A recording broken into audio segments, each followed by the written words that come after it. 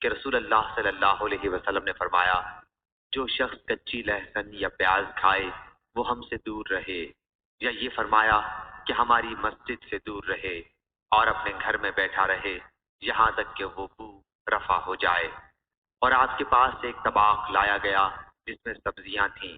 حضرت صلی اللہ علیہ وسلم نے اس میں بو محسوس کی، پھر آپ کو اس میں رکھی ہوئی سبزیوں کے متعلق بتایا گیا تو آپ نے اپنے بعض صحابہ رضی اللہ عنہم کی طرف جو آپ کے ساتھ تھے اشارہ کر کے فرمایا کہ ان کے پاس لے جاؤ، لیکن جب ان صحابہ رضی اللہ عنہم نے اسے دیکھا تو انہوں نے بھی اسے کھانا پسند نہیں کیا۔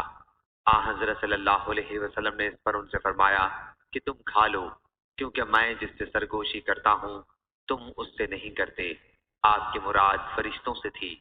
سعید بن کثیر بن عفیر نے جو حضرت امام بخاری رحمہ اللہ کے شیخ ہیں عبداللہ بن وہب سے اس حدیث میں یوں روایت کیا کہ حضرت صلی اللہ علیہ وسلم کے پاس ایک ہانڈی لائی گئی جس میں ترکاری تھی، اور لیث اور ابو صفان عبداللہ بن سعید اموی نے بھی اس حدیث کو یونس سے روایت کیا ہے، لیکن انہوں نے ہانڈی کا قصہ نہیں بیان کیا۔ اب میں نہیں جانتا کہ ہانڈی کا قصہ حدیث میں داخل ہے یا زہری نے بڑھا دیا ہے۔ صحیح بخاری حدیث نمبر 7359۔